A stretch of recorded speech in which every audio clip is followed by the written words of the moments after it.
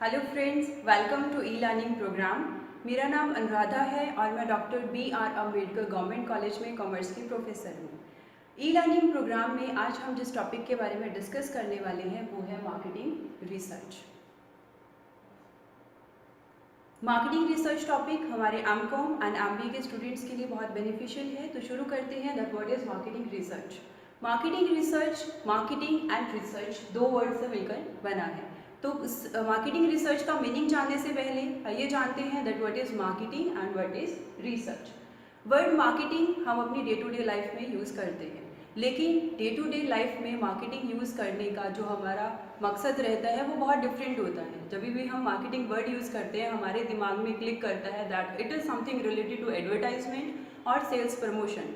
लेकिन मार्केटिंग एक बहुत ही वाइड टर्म है जो अपने आप में बहुत सारे कॉन्सेप्ट्स को इंक्लूड करके चलता है। इसे हम एक क्लाउड की तरह मान सकते हैं जिसे दूर से देखने में बहुत छोटा लगता है, लेकिन जैसे हम इसके पास जाते रहते हैं तो ये बहुत वाइड होता रहता है, बड़ा होता रहता है। मार्केटिंग शुरू होता है प्रोडक्ट आइडिया से। जिस टाइम हमारे दिमाग में एक आइडिया आया है कि हमें मार्केट में कोई प्रोडक्ट लॉन्च करना है, तब हमारा मार्केटिंग का प्रोसेस शुरू हो जाता है। हम शुरू करते हैं कंज्यूमर्स की प्रेफरेंस, उनके टेस्ट जानने से कि हमारे कस्टमर मार्केट में हमसे क्या एक्सपेक्ट कर रहे हैं। उसके बाद मार्केटिंग में हम 4 P's को इंक्लूड करते हैं: product, price, place and promotion. Product के अंदर इन 4 P's को मैं आपको ब्रीफली एक्सप्लेन करूंगी। प्रोडक्ट में हम ये तय करते हैं कि हमारा प्रोडक्ट किस तरह का होगा, उसका डिज़ाइन किस तरह का होगा, उसकी पैकेजिंग किस तरह की होगी, ओवरऑल हमारा प्रोडक्ट जब मार्केट में लोगों के हाथ में जाएगा तो वो दिखेगा कैसा। नेक्स्ट जो हमारा P आता है वो होता है प्राइस। हमारे कस्टमर्स को हमारे प्रोडक्ट के लिए कितना प्राइस पे करना है, वो हमें देखना है कि डिफरेंट जो सेगमेंट्स हैं हमारे कस्टमर्स के, वो हमारे प्रोडक्ट के लिए कितना पे कर सकते हैं और उसके अकॉर्डिंग हम उसकी पैकेजिंग भी अलग अलग रखते हैं और उसके अकॉर्डिंग उनके प्राइस भी इसी तरह से सेट करते हैं। थर्ड जो P है वो होता है हमारा place. Place means channel of distributions. जो हमारा प्रोडक्शन एरिया है वहाँ से कंजप्शन एरिया तक हमारा प्रोडक्ट किस तरह से जाएगा, क्या डिस्ट्रीब्यूशन चैनल्स रहेंगे जिनके थ्रू हमारा प्रोडक्ट कंज्यूमर के हाथ तक पहुंचता है, किस तरह से जाएगा और किस टाइम पे, क्योंकि हमें ये भी इंश्योर करना है कि जो हमारा प्रोडक्ट है वो सही टाइम पे सही प्लेस पे हमारे कस्टमर्स के हाथ में पहुंचे। And lastly promotion. जो प्रोडक्ट हम मार्केट में लॉन्च कर चुके हैं अब उसकी इन्फॉर्मेशन हमारे कस्टमर्स तक, हमारे पोटेंशियल कस्टमर्स तक, वो लोग जो हमारा प्रोडक्ट खरीदना चाहते हैं एंड स्पेशली वो हमारा प्रोडक्ट खरीदने के कैपेबल हैं, उनके पास इतनी इनकम है कि वो हमारा प्रोडक्ट खरीद सके, और दूसरा उनकी डिज़ायर है हमारा प्रोडक्ट खरीदने की, तो उन लोगों के पास हमें अपने प्रोडक्ट की इन्फॉर्मेशन सेंड करनी है। यहाँ पर हम एडवर्टाइजमेंट एंड सेल्स प्रमोशन को इंक्लूड करते हैं। लेकिन इन 4 P's के बाद भी हमारा मार्केटिंग ख़त्म नहीं होता है। मार्केटिंग चलता है कंज्यूमर सेटिस्फेक्शन तक। मार्केटिंग अगर हम देखें पूरी डेफिनेशन में तो हमने कंज्यूमर से स्टार्ट किया और कंज्यूमर पे ही ख़त्म कर दिया। हमारे कंज्यूमर की प्रेफरेंस जाननी है and at the end of the day हमें क्या इंश्योर करना है कि हमारे कंज्यूमर हमारे प्रोडक्ट से सेटिस्फाई है। तो स्पेशली इन 21st सेंचुरी जो हमारा मार्केटिंग का कॉन्सेप्ट है वो हमारे कस्टमर के इर्द गिर्द घूम रहा है। हमें कस्टमर को सेटिस्फाई करना है। कहते हैं कि एक अगर सेटिस्फाइड कस्टमर है तो वो बेस्ट एडवर्टाइज़र है। हमारी कंपनी के प्रोडक्ट को वो अपने आप अपने 10 फ्रेंड्स को रिकमेंड करेगा। आपको कोई प्रोडक्ट पसंद आया है तो आप अपने 10 फ्रेंड्स को क्या बताते हो कि ये पर्टिकुलर प्रोडक्ट बहुत अच्छा है और आपको ये लेना चाहिए। लेकिन अगर वो प्रोडक्ट आपको पसंद नहीं है तो फिर आप वर्स्ट एडवर्टाइज़र भी बन जाते हो। आप अपने 10 फ्रेंड्स को 20 फ्रेंड्स को बताओगे कि ये पर्टिकुलर प्रोडक्ट तो बिल्कुल मत खरीदना, ये बिल्कुल अच्छा नहीं है। तो मार्केटिंग एक बहुत वाइड टर्म है जिसमें हम बहुत सारे कॉन्सेप्ट्स को इंक्लूड करके चलते हैं। नेक्स्ट आता है हमारा रिसर्च। रिसर्च क्या है? किसी भी प्रॉब्लम की कंप्लीट एंड सिस्टमेटिक स्टडी करना। तो जो रिसर्च है वो करते कौन है? साइंटिफिक पीपल्स करते हैं with scientific methods and principles. Experts research को करते हैं, पहले डेटा गैदर होता है, फिर उसको एनालाइज किया जाता है, फिर उसमें से हम कुछ कंक्लूजन निकालते हैं हमारे डिसीजंस लेने के लिए। तो मार्केटिंग रिसर्च क्या है? According to American marketing association, marketing research is the systematic gathering, recording and analysis of data about the problem relating to marketing of goods and services. जो भी मार्केटिंग में गुड्स एंड सर्विसेज की marketing करने में हमें problems आ रही हैं, ये क्या है, उन सारी प्रॉब्लम्स को टैकल करता है जो गुड्स एंड सर्विसेज की मार्केटिंग करने के टाइम हमें आती हैं। जब भी हमारे सामने कोई प्रॉब्लम अकर होती है तो हमें उसके बारे में डिसीज़न लेना है, और कोई भी साउंड डिसीज़न, एक अच्छा डिसीज़न सिर्फ इंट्यूशन के बेसिस पे, गट्स के बेसिस पे या आपकी जजमेंट के बेसिस पे नहीं लिया जा सकता। आप एज्यूम करके चलो कि आने वाले टाइम में आपके जो कस्टमर्स हैं वो आपके प्रोडक्ट को बहुत पसंद करेंगे, ये एज्यूम करके जस्ट आपने अपनी इंट्यूशन के बेसिस पे, गट्स के बेसिस पे कि मुझे ऐसा लग रहा है, आपने अपनी प्रोडक्शन डबल करवा दी। लेकिन मार्केट ट्रेंड चेंज हुआ और आपके जो कस्टमर्स हैं उन्होंने आपके प्रोडक्ट को खरीदना बंद कर दिया। जो आप एज्यूम करके चले थे कि लोग डबल खरीदेंगे, अब उन्होंने वो पहले वाला भी खरीदना बंद कर दिया। आपकी प्रोडक्शन, जो आपका प्रोडक्ट था, वो सारा वेस्ट है। तो सिर्फ एज्यूम करके हम मार्केटिंग नहीं कर सकते, अपने प्रोडक्ट को मार्केट में लॉन्च नहीं कर सकते, या फिर कोई डिसीजन हमारे प्रोडक्ट से रिलेटेड नहीं ले सकते। उसके लिए हमें चाहिए एक्यूरेट इंफॉर्मेशंस, और वो इंफॉर्मेशंस हमें मिलती है थ्रू मार्केटिंग रिसर्च। क्योंकि जैसा कि अमेरिकन मार्केटिंग एसोसिएशन की डेफिनेशन में भी हमने पढ़ा that it is the systematic gathering, recording and analysis of data. Data को सिस्टमेटिकली गैदर करो। सिस्टमेटिकली गैदर करने का मतलब है कि जो डेटा हमें चाहिए अपनी प्रॉब्लम से रिलेटेड, वही डेटा हमें गैदर करना है। फिर उसमें से जो इम्पॉर्टेंट चीज़ें हमारे डिसीजन को सपोर्ट कर सकती हैं वो हमें एनालाइज करनी है, और एंड में कंक्लूड करके हम क्या करते हैं, एक रिपोर्ट प्रिपेयर करके अपने डिसीजन मेकर्स को देते हैं, जिनके बेसिस पे वो कोई भी डिसीजंस लेते हैं। तो मार्केटिंग रिसर्च को हम दो पार्ट्स में क्लासीफाई कर सकते हैं, problem identification research and second is the problem solving research. तो प्रॉब्लम आइडेंटिफिकेशन रिसर्च क्या है, वो प्रॉब्लम हमें जो दिख नहीं रही है, जो सरफेस पे अभी नहीं है, हम उसे फेस नहीं कर रहे हैं, लेकिन वो एग्जिस्ट कर रही है एनवायरनमेंट में, या फिर इन फ्यूचर वो प्रॉब्लम हमें फेस करनी पड़ सकती है। तो कहते हैं कि prevention is better than cure, इलाज से परहेज बेहतर है। इससे पहले कि हमें कोई बीमारी जकड़े, हम उस बीमार हो जाएं और फिर उसके बाद इलाज के लिए जाएं, इससे बेटर है कि हम उसके परहेज रखें।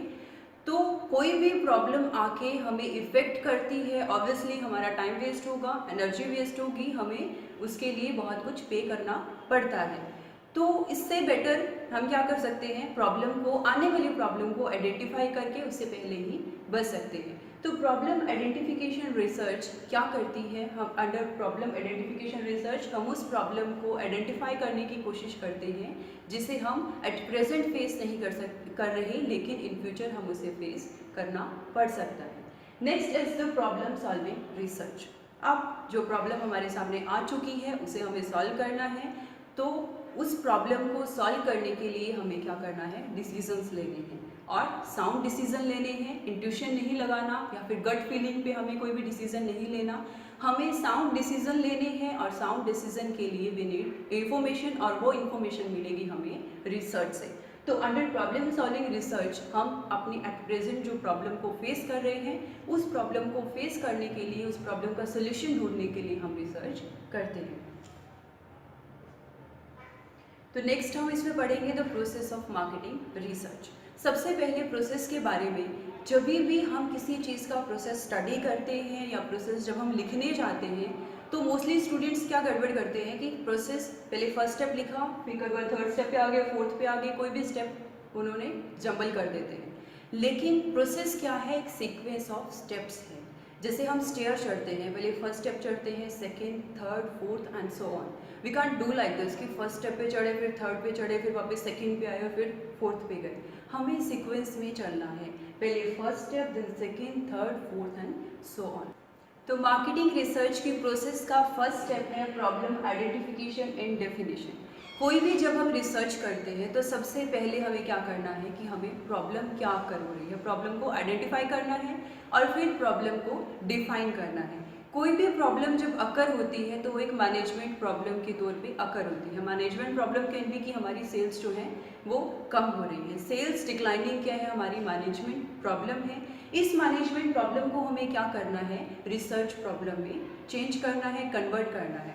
अब हमारी रिसर्च प्रॉब्लम क्या होगी कि हमें कंज्यूमर के बिहेवियर को स्टडी करना है कि कंज्यूमर किस प्रोडक्ट को पसंद करते हैं, या हमारा जो पर्टिकुलर प्रोडक्ट है उसमें कंज्यूमर्स का टेस्ट कैसा है, हमारे प्रोडक्ट के कंपैरिजन में वो कंपैटिटर के प्रोडक्ट को क्यों चूज़ कर रहे हैं, हमारी सेल्स कम क्यों हो रही हैं, हमें ये स्टडी करना है।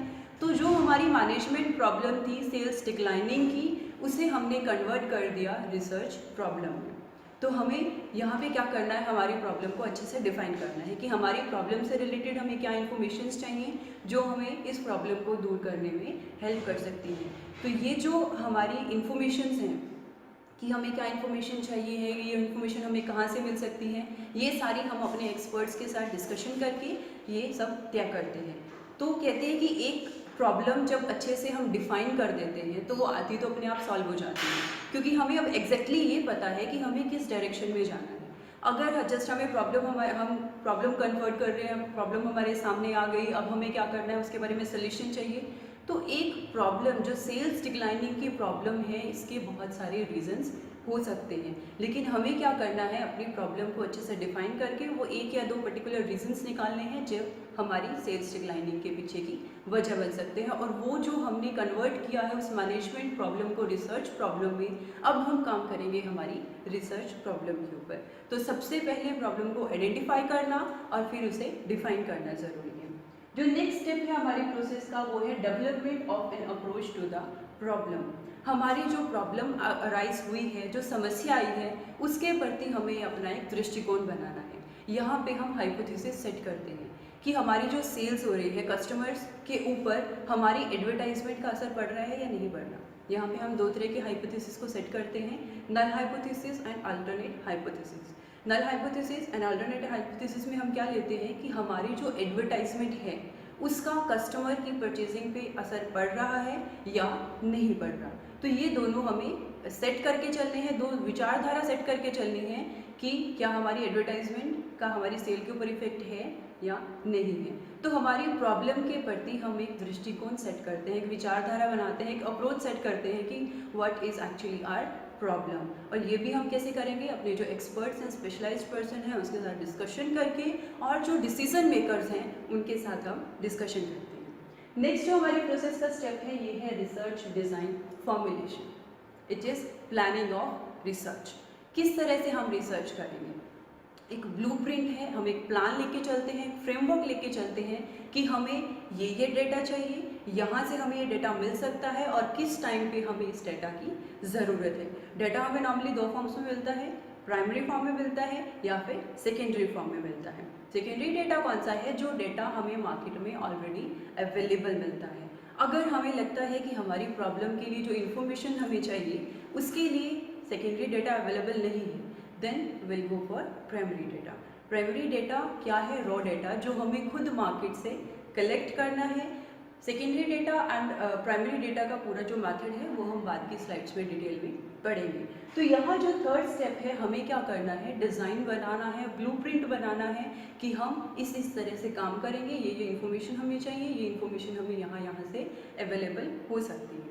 अब जो फोर्थ स्टेप है वो है फील्ड वर्क और डेटा कलेक्शन। अब मैदान में उतरने का टाइम है, एक्चुअली काम करने का टाइम है। डेटा को जो हमने प्लान करके जो हम चले थे कि हमें ये डेटा चाहिए, अब हमें वो डेटा कलेक्ट करना है। डेटा कलेक्ट करते हैं हम डेटा कलेक्शन मैथड्स के थ्रू, वो मेथड्स हम इम्प्लीमेंट करते हैं। सेकेंडरी डाटा अगर अवेलेबल है, अगर पकी पकाई खिचड़ी मिल रही है तो उठाओ और खा लो, अगर नहीं मिल रही तो फिर बनानी पड़ेगी।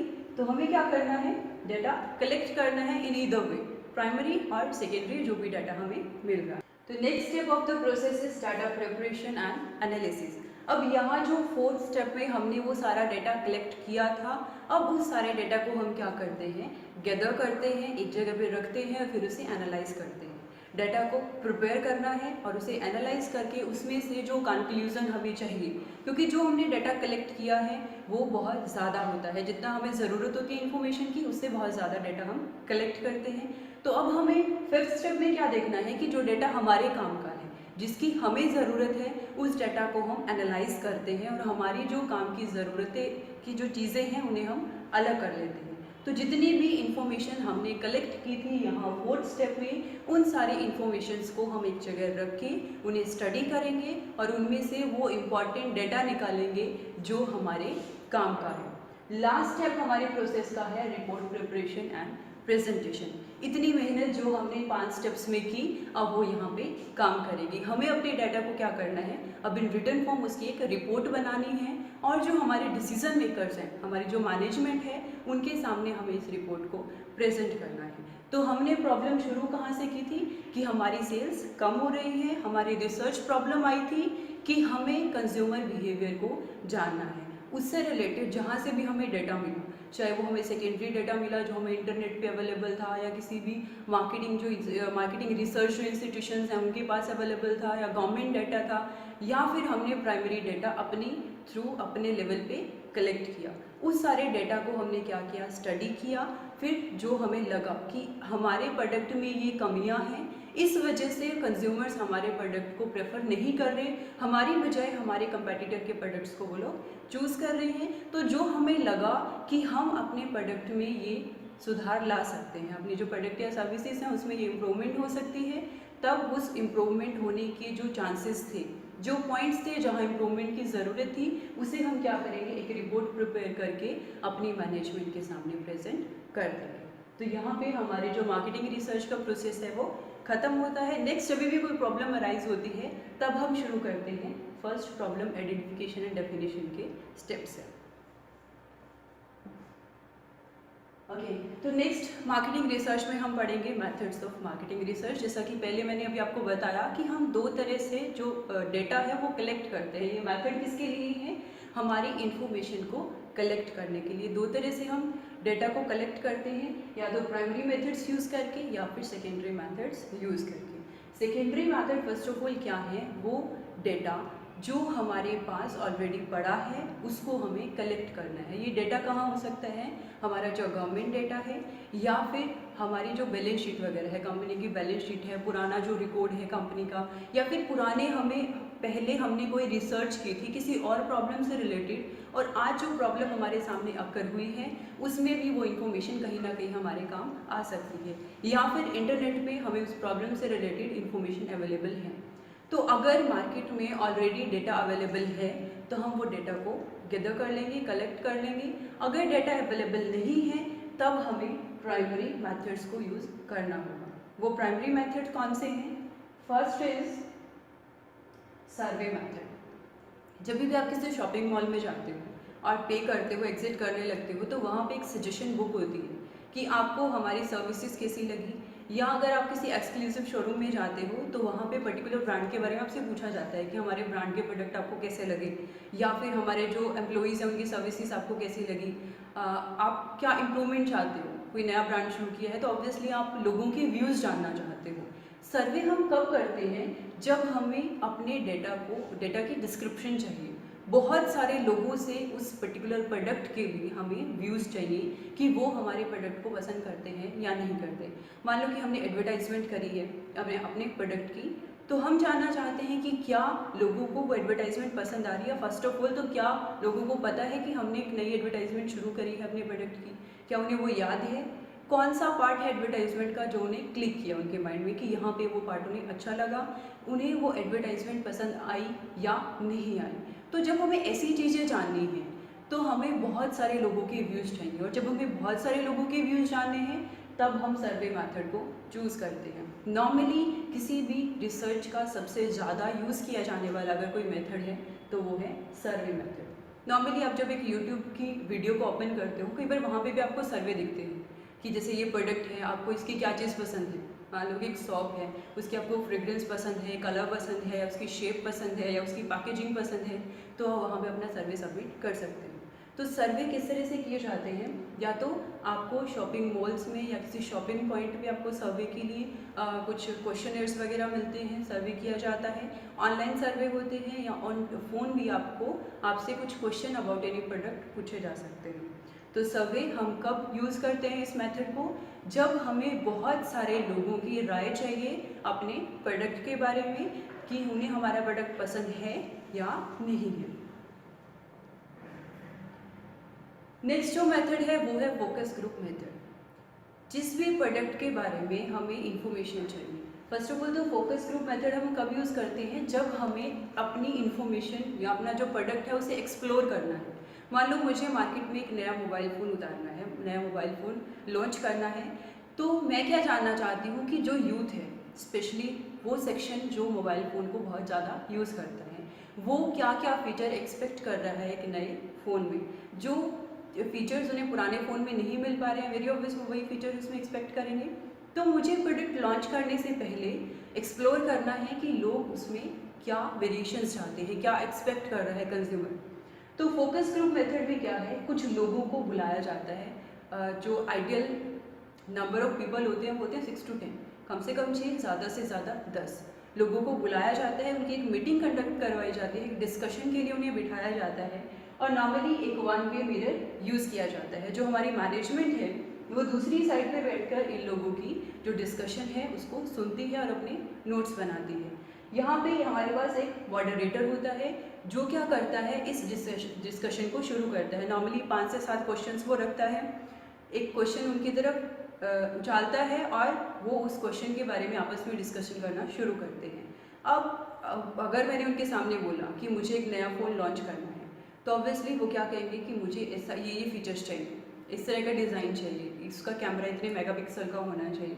तो क्या क्या फीचर्स वो चाहते हैं वो सारे वो लोग अपने डिस्कशन में एक दूसरे के साथ डिस्कस करेंगे और मॉडरेटर के साथ डिस्कस करेंगे। तो यहाँ जो हमारी मैनेजमेंट बैठी है वो उन सारी डिस्कशन के जो इम्पोर्टेंट पॉइंट निकल के आते हैं उन्हें नोट करते रहते हैं। तो this is the focus group method of primary data.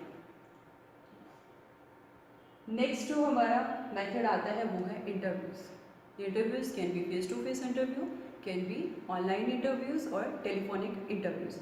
Interview क्या है, फेस टू फेस इंटरेक्शन है दो लोगों की। अब सर्वे मेथड जो था उससे इंटरव्यू बेटर क्यों है, या फिर जो बाकी मेथड्स हैं प्राइमरी डेटा कलेक्ट करने के, लाइक हम क्वेश्चनर बना के दे देते हैं लोगों को कि आप टिक कीजिए कि आपको ये चीज़ पसंद है या नहीं पसंद, उसके कंपैरिजन में इंटरव्यू क्यों बेटर है? क्योंकि सामने वाला जो रिस्पॉन्डेंट है, जो पर्सन है, वो हमारे क्वेश्चन को किस पॉइंट ऑफ व्यू से ले रहा है, उसका पॉइंट ऑफ व्यू क्या है, वो किस तरह से आंसर कर रहा है, उसके आंसर में से आगे हम 10 क्वेश्चन बना के उससे पूछ सकते हैं। कंज्यूमर बिहेवियर को एक्चुअली हम स्टडी कर सकते हैं अंडर इंटरव्यू, कि जो पर्सन है वो सामने वाला किस पॉइंट ऑफ व्यू से बोल रहा है। हो सकता है कि आपके सामने क्वेश्चनर ला के दे दिया कि आप इस पर टिक कीजिए, तो अनकॉन्शियसली आप कि हाँ ठीक है पर्सन ने दे दिया तो अब मुझे करना पड़ेगा, टिक करके चले जाओ। लेकिन जब आप फेस टू फेस किसी के साथ इंटरेक्ट करते हो तो आप एक्चुअली बताते हो कि आपको वो चीज़ पसंद है या नहीं पसंद। हो सकता है क्वेश्चनर में हम वो चीज़ों को डालना भूल गए हों जो सामने पर्सन फेस टू फेस आके हमें वो चीज़ें बताता है। तो इंटरव्यू क्या है, फेस टू फेस इंटरेक्शन है दो लोगों के बीच में हमारे प्रोडक्ट या सर्विस के बारे में। अगर हमें किसी से कोई इन्फॉर्मेशन चाहिए और बहुत पर्टिकुलर इन्फॉर्मेशन चाहिए, ईच एंड एवरी डिटेल में हम जानना चाहते हैं, हम सब कुछ अपने कंज्यूमर से जानना चाहते हैं कि क्या उनका टेस्ट है, क्या उनकी प्रेफरेंस है, क्या वो चाहते हैं, कंपेटिटर का प्रोडक्ट कैसा है, उसे वो पसंद क्यों कर रहे हैं और हमारे प्रोडक्ट को पसंद क्यों नहीं कर रहे, ये सारा हम फेस टू फेस इंटरेक्शन में जान सकते हैं। Next method is experiments and field trial. अब यहाँ पे हम अपने प्रोडक्ट को मार्केट में लॉन्च करेंगे, kind of pre launching test marketing की तरह। हम अपने प्रोडक्ट की यहाँ पे हमने क्या किया है, डिफरेंट जो साइज़ है हमारे प्रोडक्ट के हमने डिफरेंट मार्केट्स में लॉन्च कर दिए जहाँ पे लोग नॉर्मली उस चीज़ को खरीदते हैं। तो हमें क्या देखना है कि जो कस्टमर्स हैं वो हमारे कौन से साइज़ ऑफ पैकेजिंग को पसंद कर रहे हैं, बड़े साइज़ को या छोटे साइज़ को। तो जब हम ओवरऑल लॉन्चिंग करेंगे, फुल लॉन्चिंग करेंगे, तब हम उसी प्रोडक्ट के उसी पैकेजिंग की तरफ ध्यान देंगे, उसी साइज़ की तरफ ज़्यादा फोकस करेंगे जो लोगों को ज़्यादा पसंद आ रहा है। तो हम क्या करते हैं, एक्सपेरिमेंट करते हैं और फील्ड में जाके एक्चुअली ट्रायल करते हैं, मार्केट में जाके एक्चुअल ट्रायल करते हैं कि कस्टमर्स को क्या चीज़ पसंद आ रही है। क्योंकि कस्टमर बताते क्या हैं और वो पसंद क्या करते हैं, इनमें डिफरेंस हो सकता है। कहने को मैं कह सकती हूँ कि मुझे बड़ी पैकिंग पसंद है, जिस टाइम क्वेश्चनर्स दिए गए या फिर जिस टाइम इंटरव्यू हुआ तो मैंने कह दिया कि मुझे बड़ी पैकेजिंग पसंद है, लेकिन जब परचेज़ करने की बारी आती है तो हो सकता है मैं उसी प्रोडक्ट की छोटी पैकेजिंग को चूज़ करूँ। तो कंज्यूमर बिहेवियर और परचेज बिहेवियर में डिफरेंस आ जाता है। तो अब हमें यहाँ क्या देखना है, that what is the purchase behaviour of consumer या कस्टमर जो हमारा है वो कौन सी चीज़ को एक्चुअली पसंद करता है वो हमें देखना है, और ये हम तभी देख सकते हैं जब हम एक्चुअली फील्ड में उतरते हैं। जब हमारा प्रोडक्ट मार्केट में लॉन्च हो जाता है तब हमें एक्चुअली पता लगता है कि कस्टमर्स उसको पसंद कर रहे हैं या नहीं कर रहे हैं, या किस प्रोडक्ट को किस तरीके से, किस साइज़ में या किस वेरिएशन में वो पसंद कर रहे हैं। लास्ट जो हमारा मेथड है वो है ऑब्जर्वेशन मेथड। ऑब्जर्वेशन मेथड दो तरह से हो सकता है, विदाउट इंटरेक्शन और with interaction. Without interaction, consumer purchase कर रहे हैं, हम किसी मार्केट प्लेस में गए, कंज्यूमर किस तरह से किसी भी पर्टिकुलर प्रोडक्ट को चूज़ कर रहे हैं। जब भी वो किसी शॉपकीपर के पास जाते हैं तो वो अपनी क्या डिमांड रखते हैं, किस तरह का टेस्ट होनी चाहिए, उनकी जो प्रोडक्ट की प्राइस रेंज है वो किस प्राइस में मांगते हैं, वो शॉपकीपर से उस प्रोडक्ट के बारे में उसकी क्या डिमांड करते हैं, कैसा उसे प्रोडक्ट चाहिए, क्या उसकी प्रेफरेंसेस रहती हैं, वो हमें पता लगता है जब एक्चुअली कंज्यूमर मार्केट में आया है परचेसिंग करने के लिए। तो फर्स्ट टाइप ऑफ ऑब्जर्वेशन में हम क्या करते हैं, सिर्फ एक साइड पर बैठ के ऑब्जर्व करते हैं कि कंज्यूमर किस तरह से रिएक्ट कर रहा है, और उसकी उन रिएक्शंस की हम क्या करते हैं कि इंफॉर्मेशन रिपोर्ट तैयार कर लेते हैं। सेकेंड टाइप ऑफ ऑब्जर्वेशन में हम क्या करते हैं, विद इंटरेक्शन ऑब्जर्वेशन करते हैं। थोड़ा सा इंटरफेरेंस, थोड़ा सा इंटरेक्शन हम कंज्यूमर के साथ रखते हैं, कस्टमर के साथ रखते हैं। जिस टाइम उसने परचेज कर लिया उस टाइम हम उसके बाद उससे ये पूछ सकते हैं कि आपने ये पर्टिकुलर प्रोडक्ट क्यों चूज़ किया। इसके कंपैरिजन में जो आप इसके साथ का दूसरा प्रोडक्ट देख रहे थे वो चूज़ ना करने के आपके रीजंस क्या रहे हैं, इस प्रोडक्ट में क्या आपको पसंद आया है और दूसरे प्रोडक्ट में क्या आपको पसंद नहीं था। तो यहाँ से हमें ये भी पता लगेगा कि कंज्यूमर को पसंद क्या है, दूसरा क्या पता लगेगा कि क्या चीज़ कंज्यूमर को पसंद नहीं है। तो उसके साथ बातचीत करके हम नोट्स बना सकते हैं और अपनी जो डेटा है वो इस तरह से कलेक्ट कर सकते हैं अंडर ऑब्जर्वेशन मेथड। तो ये सारे मेथड्स थे जिनके थ्रू हम डाटा कलेक्ट कर सकते हैं। अगर हमें मार्केट में सेकेंडरी डाटा अवेलेबल है तो हम उसे उठाएंगे और हमें हमारी प्रॉब्लम के लिए जो डाटा ज़रूरी है उसको रख लेंगे। अदरवाइज़ ये प्राइमरी डाटा कलेक्ट करने के मेथड्स थे जिनके थ्रू हम डाटा कलेक्ट कर सकते हैं और उसको एनालाइज करके उसमें से इंफॉर्मेशन एक्सट्रैक्ट करते हैं जो हमारी प्रॉब्लम को सॉल्व करने में हमारी हेल्प करती है। और जैसा कि हमने प्रोसेस में पढ़ा था, हम एक रिपोर्ट प्रिपेयर करेंगे और उसे हमारे जो डिसीजन मेकर्स हैं, जो हमारी मैनेजमेंट है, उसके सामने पेश करेंगे ताकि उसकी बेसिस पे वो डिसीजन ले सकें। तो ये आज के लेक्चर में हमने मार्केटिंग रिसर्च के बारे में पढ़ा कि मार्केटिंग क्या है, रिसर्च क्या है और मार्केटिंग रिसर्च क्या है, मार्केटिंग रिसर्च का प्रोसेस क्या है, और रिसर्च के प्रोसेस के लिए जो हमें डेटा कलेक्ट करना होता है उस डेटा को कलेक्ट करने के मेथड्स क्या हैं। तो उम्मीद करती हूँ आज का लेक्चर आपको पसंद आया होगा। अपना वैल्यूएबल टाइम देने के लिए थैंक यू सो मच।